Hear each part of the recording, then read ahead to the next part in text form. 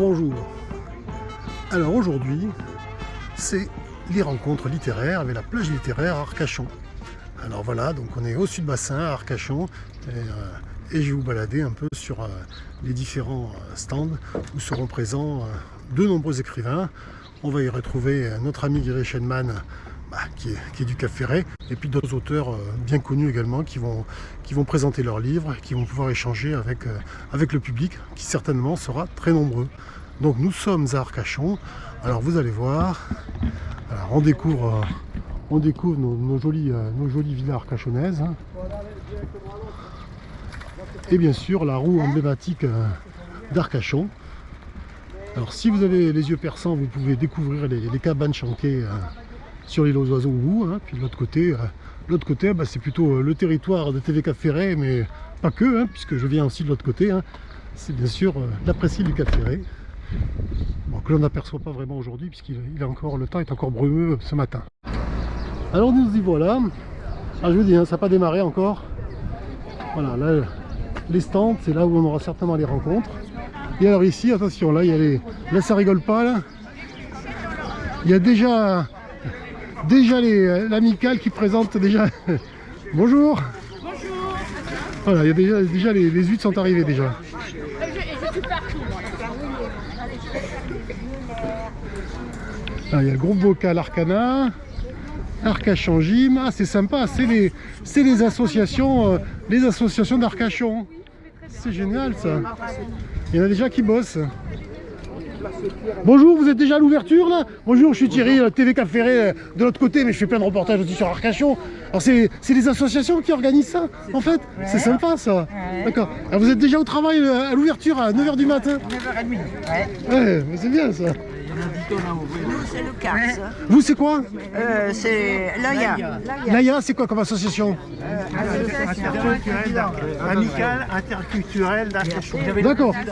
Il y a le président. Il est où le président de l'AIA? Bonjour monsieur, je suis Thierry, je suis TV Cap Ferret. Bon mais je suis désolé, voilà, je suis de l'autre côté, mais quand même, c'est le bassin quand même.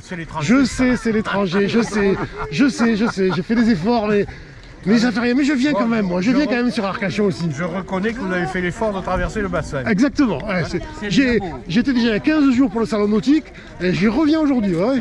C'est un bel effort. Et c'est quoi votre association? C'est l'association interculturelle d'Arcachon. D'accord, super. C'est génial ce que vous faites. Et donc vous allez offrir les huîtres à tous les touristes. À tous les touristes. Et à ceux du Cap Ferret éventuellement. Oui, je vais quand même... Oui, parce que les huîtres... Ce sont des touristes. Ah, mais attendez, regardez, qu'est-ce que je vois marquer? Arcachon, Cap Ferret quand même. Bah oui, c'est la coopération. Oui. Génial. Ça c'est la VF, c'est l'accueil des villes françaises. Là, ils rigolent pas, eux. Eux, ils ont... Et vous rigolez pas, vous êtes en avance par rapport aux concurrents. Punaise, mais vous êtes levé à quelle heure, vous? Oh, c'est levé, il était 7h. 7h, on va ça. Bravo. Voilà le principe de la plage aux écrivains. Alors j'allais me présenter de toute manière. Alors je commence les reportages avant d'attaquer les écrivains en fait. Je suis tombé sur la bibliothèque sonore. Alors la bibliothèque sonore, alors vous imaginez le concept, mais c'est assez formidable. C'est une association d'Arcachon en fait, qui propose de prêter gratuitement en fait des CD pour la lecture audio pour les personnes qui ont des handicaps. Beaucoup de livres sont proposés en version audio. Alors là, je suis avec Régis et Florence.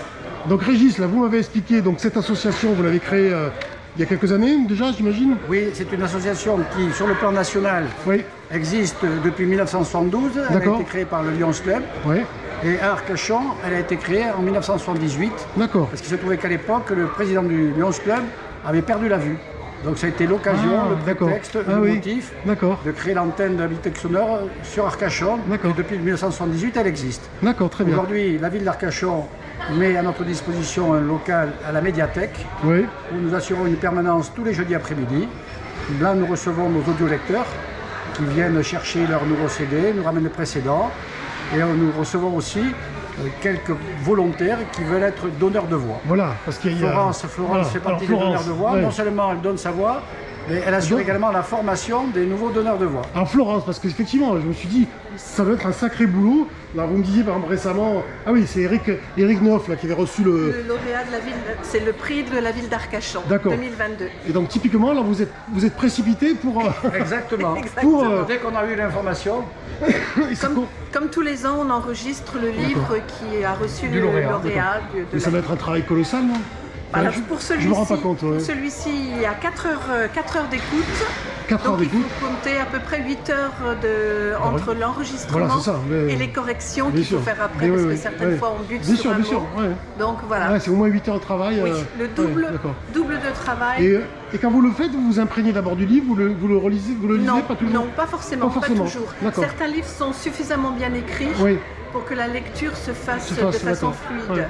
C'est vraiment formidable. Alors ce que vous disiez, c'était, bien entendu, c'est ouvert à toutes les personnes qui ont un handicap. Et c'est gratuit. Et c'est gratuit, oui. Parce qu'il existe, dans les librairies, il existe ce qu'on appelle des audiolivres, qui pour la plupart sont enregistrés par des comédiens, mais ils ont un coût. Bien sûr, bien sûr. Et que nous mettons à la disposition de nos audiolecteurs gratuitement des livres qu'ils peuvent choisir dans notre catalogue national. D'accord. Puisqu'on a un serveur national sur lequel il y a 2 ou 3 000 livres. Ah oui. Mais on peut, même beaucoup plus, mais on peut aussi, à leur demande, enregistrer un livre dont ils auraient envie et qui ne se trouve pas sur le serveur national. D'accord, c'est génial ça. Et donc c'est toujours un support CD par contre, hein? Ou ça peut être une clé USB. Ah, ça peut être une clé USB aussi. D'accord. Bah écoutez, c'est vraiment formidable. Et même bravo. Si l'audiolecteur a quelqu'un à côté de lui dans son environnement, on peut télécharger directement depuis notre serveur. D'accord. On donne un code d'accès et ils peuvent télécharger. Bah bravo, bravo. On va retrouver donc Jean-Louis Dobré qui sera là aujourd'hui d'ailleurs. De toute façon, il est là tous les ans. Hein. Ah oui, c'est ce qu'on m'a dit. C'est lui en fait, il est toujours là. Il vient d'en face. Alors voilà, une petite ambiance là, sur le salon. Donc vous avez alors, Guy Reichenmann qui vous est déjà présenté. Hein. Alors vous avez un deuxième Guy qui est à côté, c'est Guy Dru. Voilà. Vous avez Jean-Louis Dobré également qui est présent, donc beaucoup d'auteurs et d'autrices sont présents. Donc là je commence mon petit tour des écrivains avec Jean-Luc Aubarbier qui va me présenter un kibbutz en Corrèze. Bonjour Jean-Luc Aubarbier, donc je ne vous connais pas, mais en tous les cas vous êtes déjà fort sympathique. Vous êtes le premier que je rencontre ce matin. Alors dites-moi, c'est quoi votre livre, le kibbutz en Corrèze? Ça vient d'où? C'est un roman qui est basé sur une histoire vraie. Oui. L'histoire du kibbutz qui a été créé en 1933 à Nazareth, en Corrèze, à 10 km au sud de Brive, dans les frontières du Lot, créé par le baron de Rothschild pour accueillir les jeunes juifs allemands qui fuyaient le nucléaire et les former à l'agriculture. Donc ce kibbutz a fonctionné pendant 2 ans jusqu'en 1935 et a sauvé la vie de près de 800 jeunes juifs.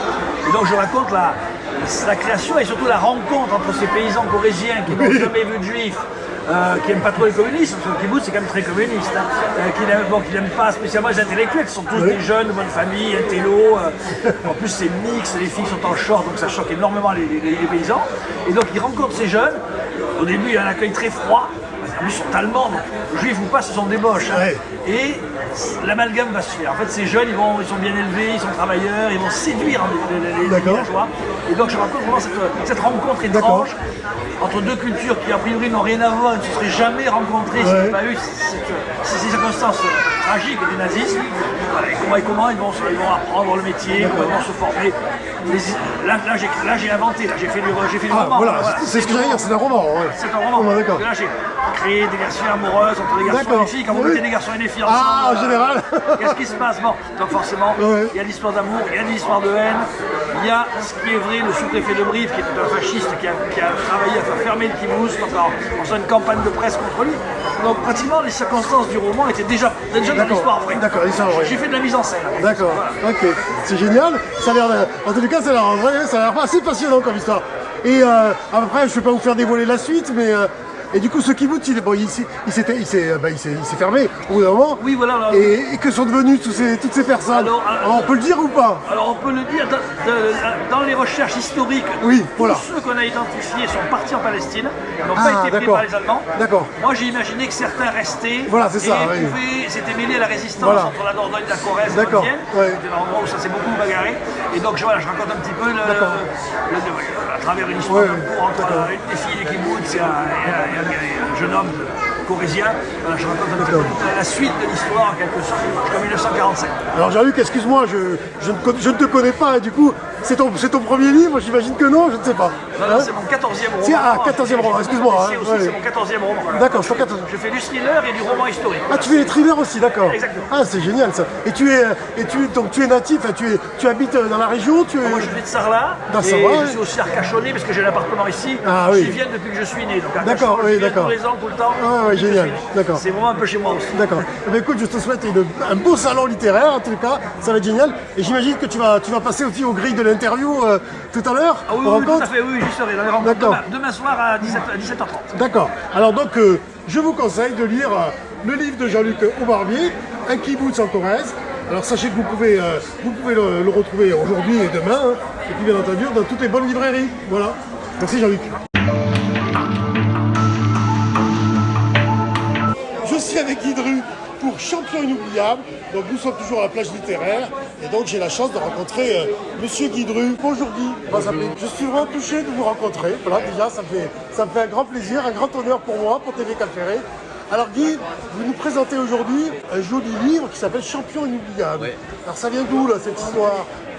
Ça vient que c'est une vieille idée que j'avais. Je voulais sortir des moments historiques dont chacun se souvient. L'inconscient collectif, ça veut dire quelque chose. Oui. Et des photos inoubliables. Et puis ça c'est...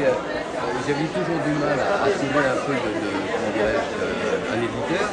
Et c'est en rencontrant deux copains, en parlant à deux copains qui sont Patrick Mahé et Dominique Grimaud, qui m'avaient accompagné en tant que journaliste dans ma gloire. Ils m'ont dit non, c'est pas idiot, on va en parler à Recherche Philippe. Et Philippe Héraclès est parti, il a dit oui, c'est d'accord, c'est intéressant. Et donc alors, on est parti là-dessus. D'accord. Et alors donc le thème, c'est quoi? C'est des champions qui vous ont marqué, vous? Qui ont marqué la totalité des gens. D'accord. Mais tous les sports. Tous les sports. Pas seulement l'athlétisme, il y a pas non plus que le football. Oui. Il y a tout, il y a le football, il y a l'athlétisme, il y a le golf, la boxe, le basket. Des grands moments de sport que personne ne dit. Et vous, en fait, vous faites votre propre commentaire. Et le fil directeur, c'est qu'on a démarré des années 50, comme moi je suis né en 50, on a démarré les années 50, et après ça succède par décades, les années 60, les années 70, 80, jusqu'à aujourd'hui, avec évidemment les champions ont un peu changé. Oui. Moi aussi. Oui, on a tout changé. Je suis plus apte aujourd'hui à discuter et commenter qu'à... Oui, bien sûr, bien sûr. Alors tiens, est-ce qu'on peut ouvrir une page par hasard? Bien sûr. Allez, ouvrez-la, tiens, ouvrez-la. Allez, on ouvre. Ah bah tiens, les verts. Les verts. Ah bah voilà. Ah bah tiens, oui. Alors ça, les verts. 76, moi d'ailleurs c'était mon année olympique, mais j'ai été invité à aller à Édimbourg, je crois que c'était... Non, à Glasgow, pour la finale contre le Bayern. Oh là là. Et j'en garde un souvenir ému.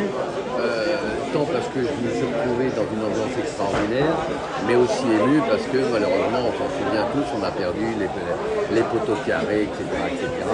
Et j'ai eu la chance et le privilège, après mon titre, d'aller m'entraîner avec les Verts. Ah d'accord. Et ça reste aussi pour moi un souvenir. À l'époque, moi je suis né juste un petit peu après vous, mais je l'ai vraiment en tête aussi. Hein. Ah bah oui. C'était exceptionnel cette période. Il y a Claude Boutier qui était un très bon ami, il y a Claude Pouilly. D'accord. Mais après il y a aussi Kylian Mbappé que je ne connais pas encore. D'accord. Mais il y a voilà, bien sûr. Mais je connais pratiquement, pas intimement, mais je connais pratiquement 90% des champions qui sont présents. Le sport, quand il démontre ses belles valeurs, c'est tellement rassembleur. Toujours de respect. D'ailleurs, c'est ça. Souvent, c'est quelques moments de sport et de respect parce que c'est ce qui frappe quand même au plus haut niveau, toujours ce qui anime un petit peu le relationnel entre les sportifs, c'est le respect de l'un envers l'autre. Vous voyez, moi j'ai fait récemment un tournage que je vais produire sur l'aïkido. typiquement, en fait, j'ai retrouvé aussi ces valeurs de bienveillance, de respect, de progression, mais positive, quoi. Voilà, c'est ça. C'est ça qui ce terme est important. Alors donc, lâchez-vous tous et alors, soit vous le prenez au salon, hein, soit bien entendu, dans toutes les belles librairies, nous aurons les champions inoubliables par Guy Dru. Merci Guy. Merci beaucoup. Je suis avec Marie-Robert et alors, bon, on a beau être à la plage, on va parler philosophie. Attention, ça va être sérieux. Bon Marie, bonjour. Bonjour Marie. Alors donc du coup, Marie, tu as sorti un livre qui s'appelle Les Chemins du Possible. Exactement, c'est le 4e. C'est le 4e, Le Voyage de Pénélope. Alors tu m'as dit off, oui, c'est un sujet, je parle de philosophie, mais il y a quelque chose qui t'énerve un peu là. C'est le côté un peu élitiste. Exactement, c'est-à-dire moi je suis professeur de philosophie à l'origine, d'abord à la fac, puis au lycée, puis j'ai créé des écoles, Montessori. Mais j'ai une conviction, c'est ma passion pour la transmission et surtout ma conviction que la philo, qui est une matière un peu ardue, un peu difficile, dont les gens n'ont pas toujours un bon souvenir au lycée, et bien pourtant j'ai la conviction que c'est vraiment une discipline qui doit être dans la vie quotidienne. Et que dès lors qu'on se pose des questions sur le désir, sur la liberté, sur l'amour, sur toutes ces thématiques qui sont dans notre vie en fait, au quotidien, eh bien on est déjà en train de faire de la philosophie. Alors qu'est-ce qu'on peut faire pour rendre la philosophie plus accessible en fait?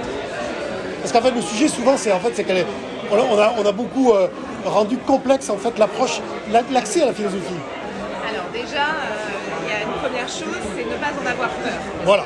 Il y a beaucoup de gens qui n'osent pas ouvrir des livres de philo, qui n'osent pas s'intéresser à la philo. Alors c'est vrai que, un, ne pas en avoir peur, oser. De deux, comprendre que la philo, c'est des textes un peu plus difficiles à lire, mais on peut ne pas les comprendre en une fois, peut-être en 2 fois, peut-être en 3 fois. Et comme on vit dans une société de l'immédiateté, on décourage les gens, oh j'ai pas compris tout de suite, alors c'est pas pour moi. Et ça c'est un peu dommage. Et puis troisièmement, on peut commencer, et moi c'est l'objet de mon travail, par des ouvrages qui nous donnent un peu la main. Moi j'ai voulu dans tous mes livres, ça c'est le 4e, les 2 premiers sont plutôt des essais, les 2 suivants sont plutôt des romans philosophiques. À chaque fois j'ai eu envie d'accompagner le lecteur.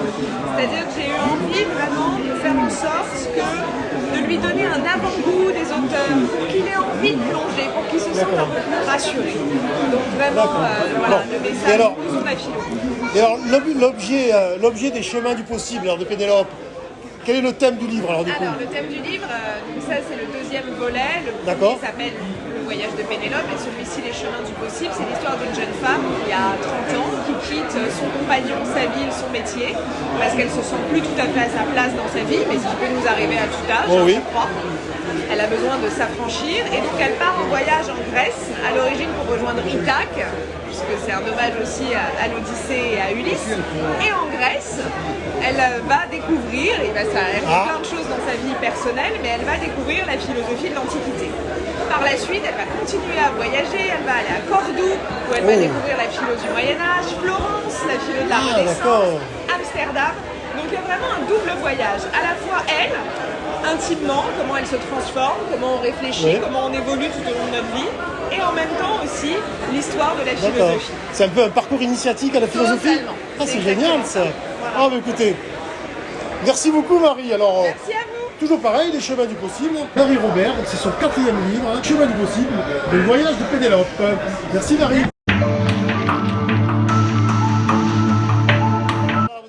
Une grande discussion avec le président et le Premier ministre. En politique, il ne faut pas être ancien ministre, ça ne sert à rien. Non, enfin si, pour la retraite. Il ne faut pas être... Non, même pas. Et il ne faut pas être ministre parce qu'on n'a que les emmerdes. Et en politique, il faut être futur ministre. Et à mon âge, je n'ai aucune chance. Il n'y a pas d'ouverture. Monsieur le Président, j'étais ravi de vous revoir. Maître, à bientôt. Voilà, que c'est beau, Bon ben, au revoir maître. Alors maître, vous partez bien chargé. Oui.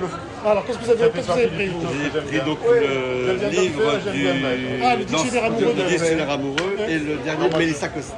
D'accord, je ne connais pas. Bon, bah, écoutez, vous partez déjà là? Non, je ne pas prête. Ah bon. Merci à vous. Ça commence fort, merci à vous. Monsieur Debré là. Appelez-moi Jean-Louis, Jean-Louis. je vous appelle Jean-Louis. C'est un livre sur l'humour en politique. Et alors, vous rigolez plus maintenant? Plus du tout. Ah, plus du tout? Alors, le prochain, c'est quand les politiques nous font pleurer. Ah, mais est-ce que c'est pas déjà arrivé? Ça n'a pas déjà commencé, ça? Ça va être imprimé sur Kleenex. Ouais, sur... Ah, pas mal. Ah, mais, oui. Je vous embauche. C'est tous les jours, ça. Matin et soir. Ça fuse. Alors donc, le thème, c'est les politiques quand ils nous C'est faisaient rire. l'humour Voilà, en politique.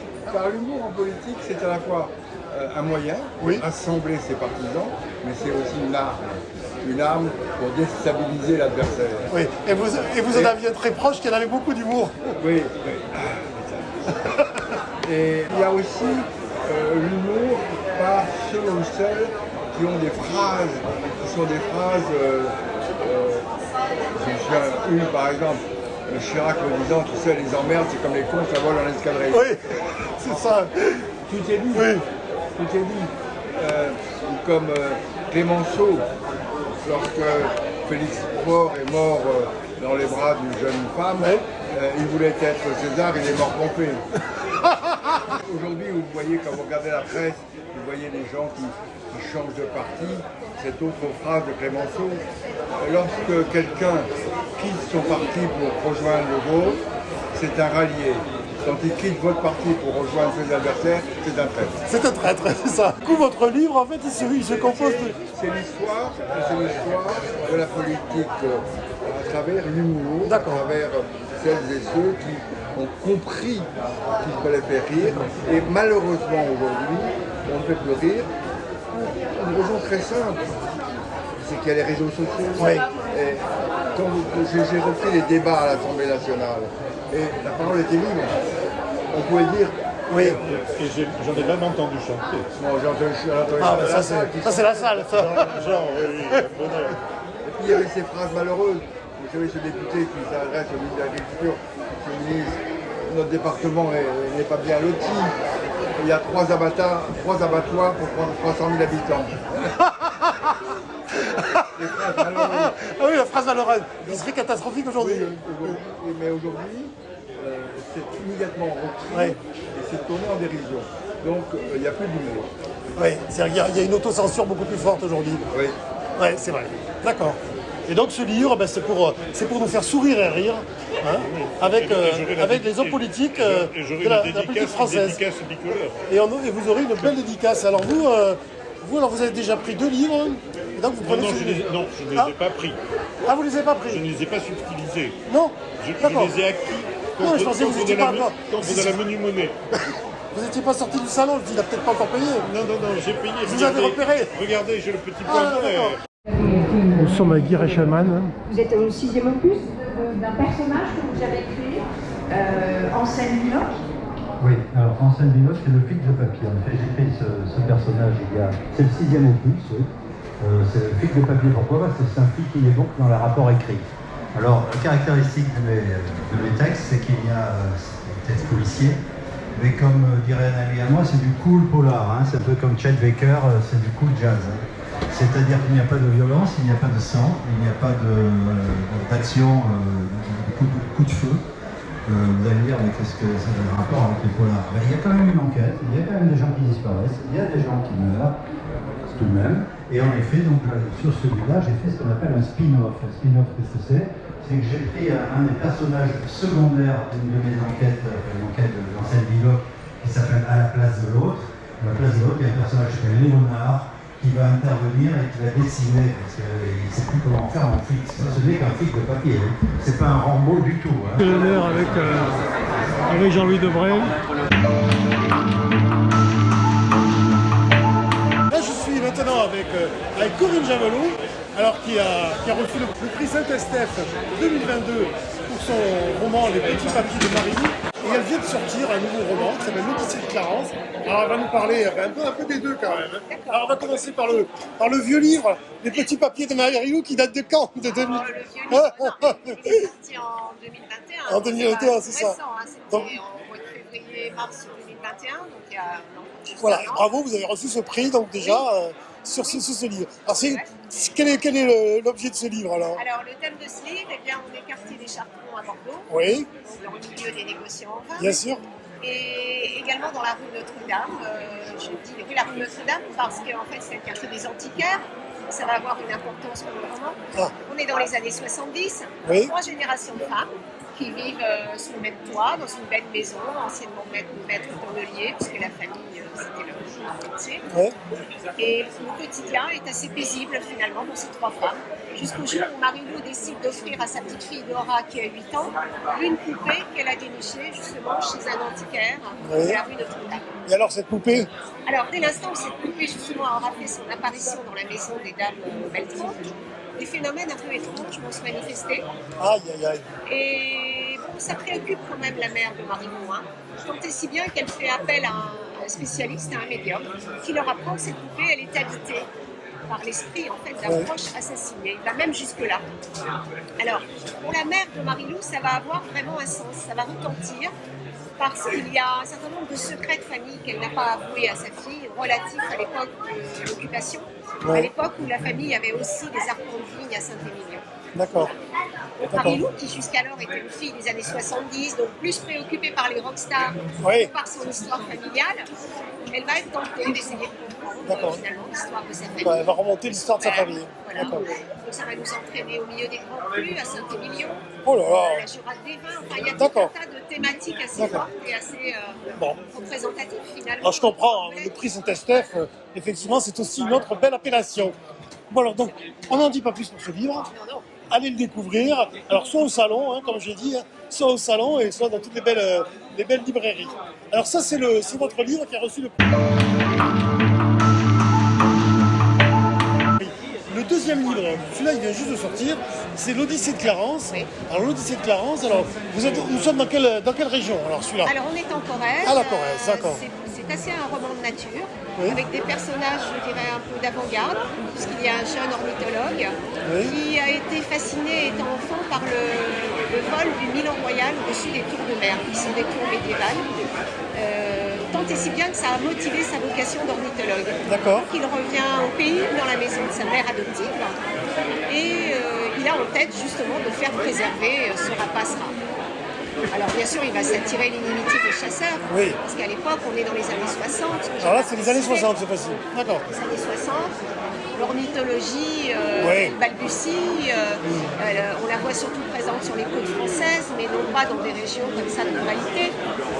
Et il va faire également la connaissance d'une jeune femme qui s'appelle Philippa Beaulieu et qui, elle, rêve de devenir jockey et de s'entraîner à l'hippodrome de Pompadour. À l'époque, là encore, c'est vrai que c'était essentiellement des hommes qui étaient jockeys. Il n'y avait pas de femmes professionnelles.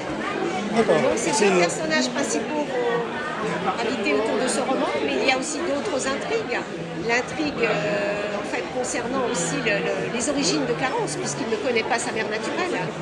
Et on va voir ce qui va se passer. À un moment donné, il y a une étrangère qui va faire éruption au village et qui prétend avoir connu sa mère. D'accord, donc une histoire d'amour certainement également qui va se tramer ou pas? Alors, il y a une histoire d'amour, c'est aussi un roman quand même qui est dédié aux pionniers, qui est dédié à tous ceux qui sont restés dans l'ombre, dans leur mission, qui n'ont pas été reconnus comme tels, exactement, et qui ont œuvré en silence. Ces pierres à l'édifice ont été aussi conséquentes et importantes pour la suite. Bon, merci Corinne Javelot. Donc Corinne Javelot, vous pouvez retrouver sur le salon, elle est juste devant. Voilà, Corinne, elle passe au grille à 17h30 demain. C'est un grille bienveillant. C'est ça. Tout à fait. Merci Corinne. Merci à vous. J'aime beaucoup parler d'histoire et puis j'explique en gros pourquoi Hitler a perdu la guerre.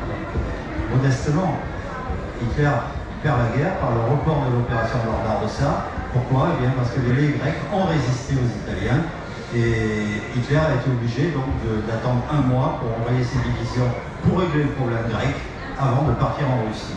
Et c'est ce mois qui a fait en sorte qu'il a été bloqué par l'hiver. Ça, vous avez raison. Il faut le voir. Alors là aujourd'hui, vous avez mangé des huîtres quand même. Qu'est-ce qui va vous en rester? Tout est parti, ça y est, 20 000 huîtres ont été distribuées pour tous les habitants du bassin. Ce que me dit tout le monde, c'est un vrai plébiscite. C'est une sacrée idée d'offrir comme ça les huîtres à tout le public. Oui, c'est sympa. On fait ça depuis maintenant de nombreuses années pour le lancement de l'été de la plage aux Écrivains. Je salue l'ensemble d'élus du bassin d'Arcachon qui sont parmi nous et qui nous font l'amitié de participer à cette plage aux Écrivains. Je voudrais bien sûr remercier, saluer et leur dire toute mon estime à tous les bénévoles de ce front de mer ce matin, toutes ces associations arcachonnaises qui sont depuis 9h, 10h présents chaque année pour ouvrir ces huîtres, et remercier les ostréiculteurs du bassin d'Arcachon. Nous voulons chaque année montrer notre produit local, le valoriser, l'offrir à la population d'Arcachon et à nos visiteurs. Et ils ont pu déguster ce matin plus de 20 000 huîtres ouvertes par des centaines de bénévoles qui font un travail tout à fait remarquable. Bonjour Guy. Salut Thierry. Bon, alors pour une fois, on se voit pas de l'autre côté comme on dit. Hein. Ah, on est côté sud. On est côté sud. Alors nous les nordistes, on est venus au sud, et toi particulièrement. Alors comment ça se passe ce salon? On ne peut pas trouver mieux comme organisation de salon. Ouais. On est au bord de la plage, il fait un temps superbe, du moins idéal pour un salon, c'est-à-dire qu'il n'y a pas de chaleur étouffante, il n'y a pas de soleil écrasant, donc les gens déambulent. On a des conférences, donc on peut parler de notre... C'est ce que tu as fait tout à l'heure. Il y a des gens connus autour de moi. Donc, il y a Bernard Weber, il y a Jean-Louis Debré, à côté de moi j'ai Guy Dru. On a Guy Dru, oui. J'ai des gens quand même hyper connus, donc les gens viennent voir quand même les célébrités. Oui, ce qui est normal. Alors moi je suis une célébrité dans ma famille. Et oui, pas que dans ta famille. Et un peu dans ma rue. Oh non. Dans ton grand village, oui. Je plaisante. Oui. C'est très agréable parce qu'en effet on rencontre des tas de gens d'horizons différents.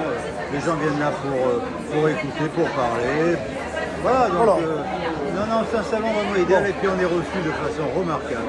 C'est vrai qu'à mairie d'Arcachon, c'est quelque chose de faire un travail remarquable. Tout est en place. Honnêtement, je ne vois pas ce qu'on peut faire de mieux, à part peut-être le salon Polar Allons pour Ferré qui a lieu le 3e jeudi du mois de juillet. Ah, ça c'est important ça. Ah oui. Polar Allons, voilà, on va se retrouver à côté de l'escale, au bord de la jetée, voilà. Bien sûr, mais là on sera que 6, là on est une trentaine. Mais il y en a au moins un ici qui sera aussi. Oui, Jean-Luc Aubardier. Voilà, c'est ça. Voilà, super. Spécialiste de romans historiques. Exactement, voilà. Sur la Corrèze le dernier. Voilà, mais enfin je suis ravi et je te remercie Thierry de te déplacer. Ah mais écoute, avec un grand plaisir.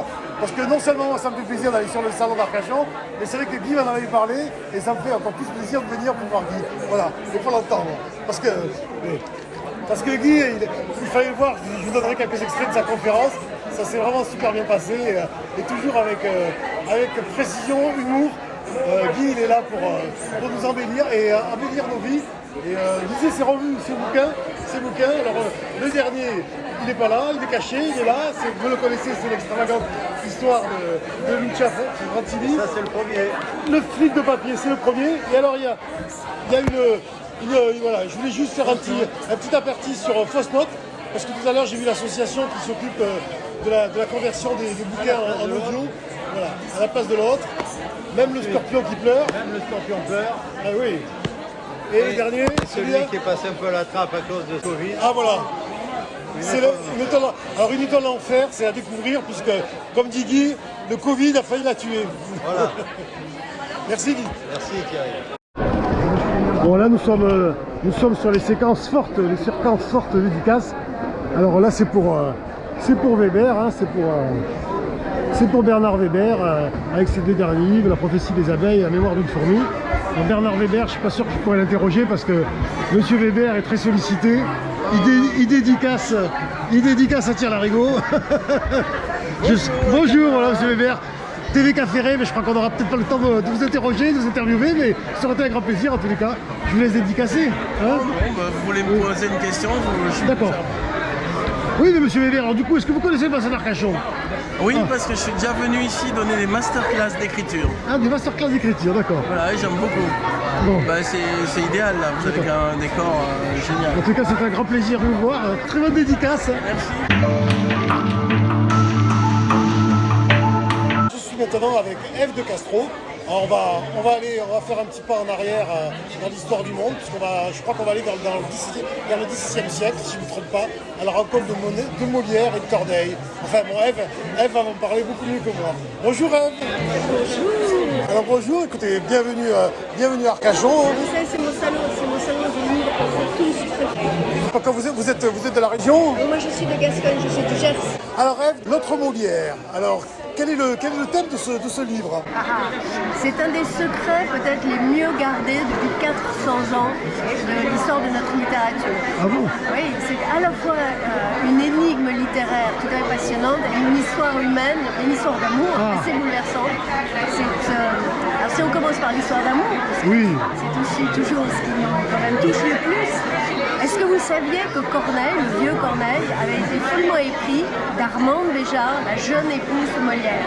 Non. 40 ans de moins que le vieux Corneille. 40 ans de moins? Oh là là. Elle avait déjà 20 ans de moins que son mari, elle avait 40 ans de moins que Corneille, et il était fou d'elle, et il a écrit pour elle, à la fois sous son nom, et aussi probablement sous le nom de Molière. Sous le nom de Molière? C'est l'énigme qui fait le serpent de mer, l'hypothèse qui fait le serpent de mer depuis maintenant un peu plus de 100 ans, puisque la première fois on en a parlé, c'est en 1919. C'est un poète qui s'appelle Pierre Louis et qui a trouvé, en tant que poète, il a trouvé que les sonorités du vers cornélien et du vers de Molière avaient des similitudes. En tout cas, il y avait un écho qui lui a paru très intriguant, et il a pris les 2 œuvres et ensuite il a pris les biographies de l'un et l'autre homme. Il les a rapprochés et il s'est dit mais c'est incroyable, ils ont forcément collaboré. Et à partir de ce moment-là, il y a eu plusieurs biographes, un peu iconoclastes, un peu à la marge. Parce que vous savez, dans notre légende, Molière c'est la moelle de nos os, c'est l'intouchable. Donc pour prétendre dire que peut-être Molière n'aurait pas écrit toute son œuvre, mais qu'il aurait collaboré avec d'autres auteurs, et en particulier avec Corneille, qui est notre plus grand tragédien, c'était quand même très audacieux. Et mon livre, à ce titre, est très audacieux. Mais, en effet, quand on étudie, moi c'est une histoire que je creuse depuis plus de 15 ans. Oui. J'ai mis 15 ans à mûrir ce livre-là, en me plongeant uniquement dans les témoignages de l'époque, sans puiser dans les biographies contemporaines ou dans les biographies... Pour pas être orienté... Voilà. Et pour ne pas être prisonnière justement de la légende.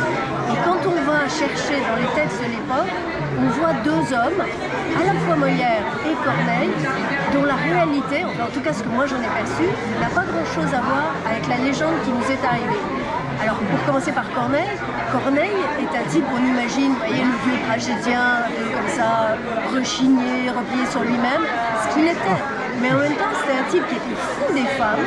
Il a dragué, mais comme un malade, toutes les actrices de son temps, toutes les actrices de la troupe de Molière. Et comme il était très doué à l'écrit, mais pas du tout à l'oral, il avait un défaut de prononciation marqué, il n'était pas du tout soigné de sa mise, de sa personne, et il n'était pas très beau. Il n'en a eu aucune. Et Molière, lui, qui avait un charisme incroyable, qui était un génial mime, un formidable séducteur, lui, il les avait. Il y a eu une espèce de concurrence, en tout cas sur ce plan-là, entre les deux, qui s'est doublée d'une collaboration de plumes, parce qu'à l'époque, il était fréquent que les grands tragédiens ne veuillent pas signer ni faire jouer sous leur propre nom des comédies. Parce que la comédie, c'était le genre mineur. C'était genre mineur, Et on n'allait pas à l'Académie française avec des comédies, juste avec des tragédies. Donc il était courant que les grands tragédiens vendent leurs comédies à des troupes ou à des comédiens auteurs, et très probablement, Molière a été de cela. Et il y a une pièce qui est la partie émergée de l'iceberg, qu'ils ont signé tous les deux, qui s'appelle Psyché, qu'ils ont signé vraiment tous les deux, et qu'on peut lire aujourd'hui, qui est joué de temps en temps, et que Molière a fait jouer et publié sous son nom. Mais dans la préface, vous pouvez lire qu'elle a été écrite par les deux, et elle a été jouée par Armande Béjart, qui jouait le premier rôle, donc Armande, la femme de Molière, et pour qui Corneille a écrit parmi les plus beaux vers d'amour de notre littérature. D'accord, donc à partir de cette pièce qui a été annoncée comme étant coécrite, on peut aussi, à travers du coup avec les pièces de Molière, imaginer une coécriture de la même manière. Mais c'est pas seulement imaginer. Vous pensez que c'est... moi je pense que c'est plus que possible, c'est vraiment plausible. D'accord. Et alors lisez mon livre. Oui, bien sûr. Bah oui, c'est quand même le but. Je ne veux pas vous démontez tout ça dans les livres. Je ne démontre pas. Non, vous démontez pas. De remettre en scène, de remettre en perspective c'est vraiment un roman, mais c'est un roman qui est basé vraiment, je crois, sur des petites étapes comme ça. Peu importe, ça reste de la magnifique littérature, voilà, peu importe. Merci beaucoup Ève. Merci à vous. Donc ça me donne envie de lire le livre d'Ève de Castro, L'autre Molière. Voilà. Ah, vous avez, ça y est. Et madame, elle l'a déjà, ça y est, vous l'avez déjà acheté. Je l'ai déjà acheté, voilà. Vous l'avez déjà lu, non pas encore. Ah non, super livre, moi je l'ai lu. Attention, encore une, ça y est. Oui, super livre. Super livre. Oui. C'est-à-dire? Eh bien parce que il me semblait avoir entendu un petit peu cette anecdote, et quand on y réfléchit bien, ben, on se dit, ben oui, pourquoi pas finalement. Donc le livre est crédible là? Ah mais largement. Et il est intéressant aussi. Ah voilà, c'est ça. Ah, oui, oui, c'est pas... On s'y reprend, on retrouve vraiment des éléments qu'on a pu apprendre dans nos cours de français. Ah, génial ça. Merci, merci beaucoup. C'est ce que j'allais dire. Voilà, ça, on a trouvé une très bonne défenseuse du livre. Donc allez-y, foncez. Ève de Castro, L'autre Molière. Merci. Alors là, je suis avec Sophie Cluzel, qui est connue pour être une secrétaire d'État chargée du handicap, particulièrement. Voilà, donc moi c'est un sujet qui me tient à cœur. Donc j'avais parlé un petit peu avant à Sophie. Donc son livre, je sais qu'il parle de la différence, des formes de différence, et la force de la différence.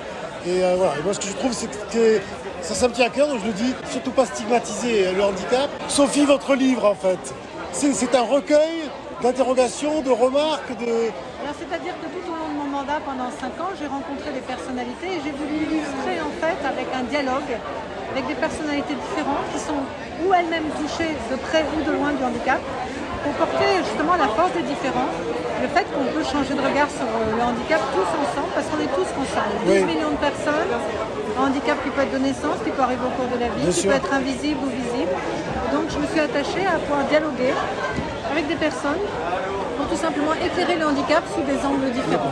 Donc sous les angles de la difficulté, j'imagine, la difficulté de vivre dans une cité en étant handicapé. Alors c'est tout type de handicap, ça peut être du handicap mental, quand je dialogue par exemple avec Gringe qui a un frère avec une schizophrénie qui est un handicap invisible qui touche beaucoup, avec Claude Chirac sur la notion d'aidant, quand on est soi-même aidant, 8 millions d'aidants en France, personnes âgées ou personnes handicapées, l'impact que ça a sur sa vie personnelle, avec un des piliers de notre société que sont les aidants, des handicaps mentaux, des handicaps sensoriels, des dialogues avec des chefs d'entreprise qui décident de s'emparer pour donner sa chance à tout le monde, comme Yannick Allegno, qui est chef étoilé, qui a décidé de s'investir dans l'apprentissage des jeunes en situation de handicap, avec un dialogue un peu punchy avec Marc-Olivier Fégiel sur la représentation des personnes handicapées dans les médias. Pourquoi on en a si peu? Voilà, donc c'est avec Tahar Benjelloul, qui est écrivain, qui a lui-même un fils handicapé, comment ça a impacté aussi tout simplement sa vie d'écrivain, ainsi de suite. J'ai égrené ces dialogues avec Dominique Farrugia, qui est lui-même en fauteuil roulant avec une sclérose en plaques, qui pousse un coup de gueule sur la non-accessibilité de la cité au quotidien pour les personnes à mobilité réduite. Et puis avec, par exemple, Marie-Amélie Le Fur, notre grande championne paralympique, qui s'est réapproprié son corps après un accident. Voilà, c'est tous ces dialogues pour dialoguer et pour montrer aux Français qu'on est tous concernés. Bien sûr. Il ne faut pas avoir peur du handicap. Moi j'ai le sentiment, alors ça c'est mon côté extrêmement optimiste, j'ai le sentiment quand même que le regard change vis-à-vis du handicap. Qu'est-ce que vous en pensez? Bien sûr qu'il change. D'abord on a fait une grande campagne nationale. Ça faisait 15 ans qu'on n'en avait pas fait. Le slogan c'était « Voyez la personne avant le handicap ». Ne pas s'arrêter à la barrière, aux préjugés qu'on peut avoir et aller chercher la personnalité de la personne, parce qu'on a tous à apprendre les uns des autres et que c'est l'essence même de la société inclusive, c'est en fait de faire de ces différences une force, une écoute, un regard différent et montrer que chacun peut s'apprendre des choses. Alors, comme je vous disais tout à l'heure, j'ai participé à quelques animations avec l'association Comme nous autres, qui justement lutte contre ce mauvais regard du handicap et pour intégrer à la fois les valides, les invalides sur des activités communes. Et c'est assez génial, moi je vous le conseille, monter sur un fauteuil roulant, faire du tennis avec des valides, des invalides, pour montrer justement que la différence, ce n'est qu'une différence, mais c'est pas le fond du sujet, quoi. Tout commence par l'école. Parce que quand on apprend ensemble, on démystifie les peurs que l'on peut avoir. Je pense qu'il n'y a pas de malveillance, il y a juste la méconnaissance. Et donc l'objet de ce livre, c'est ça, c'est de parler de toutes les situations de handicap et dire que oui, on est différents, mais d'abord on doit apprendre ensemble, travailler ensemble, vivre ensemble, faire du sport, de la musique, de la culture. Là, il y a beaucoup de façons de se rencontrer et de s'enrichir les uns les autres. D'accord. Merci Sophie. Alors je tiens à signaler quand même que ce livre, La force des différents, toutes les recettes seront reversées à une association. À la Fondation de France. À la Fondation de France, voilà, d'accord. pour justement tous les projets sur voilà. La participation des personnes handicapées. D'accord. Merci beaucoup Sophie. Merci. Au revoir. On va laisser se dérouler l'après-midi de ces rencontres littéraires.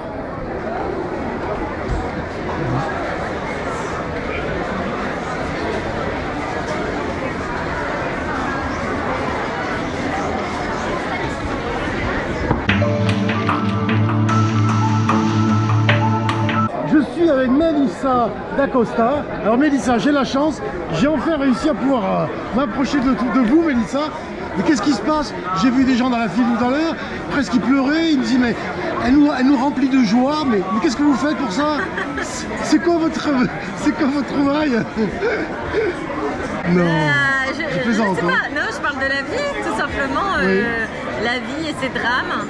Je pars toujours de situations très dures. On a la maladie, on a le deuil, des situations de dépression. Oui. Et on chemine en fait avec mes personnages.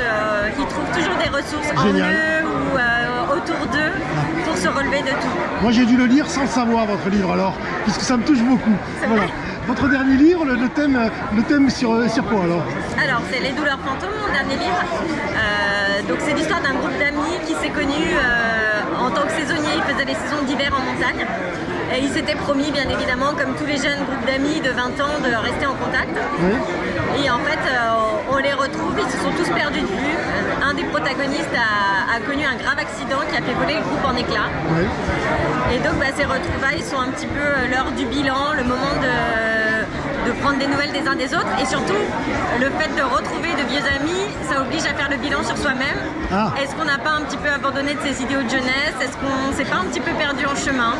Voilà, c'est vraiment sur le passage à l'âge adulte. À l'âge adulte, d'accord. Bon, merci Mélissa. Merci. Je ne vais pas t'embêter plus parce qu'il y a beaucoup de monde. Voilà, merci et puis bon salon. Merci. Bon alors bonjour Bernard. Bon, d'abord c'est un grand honneur pour le bassin, pour nous tous de vous avoir. Donc je voulais vous demander vos premières impressions sur le salon, déjà sur le salon d'Arcachon, sur la plage. C'est votre premier salon? Alors, ici je parle, bien sûr.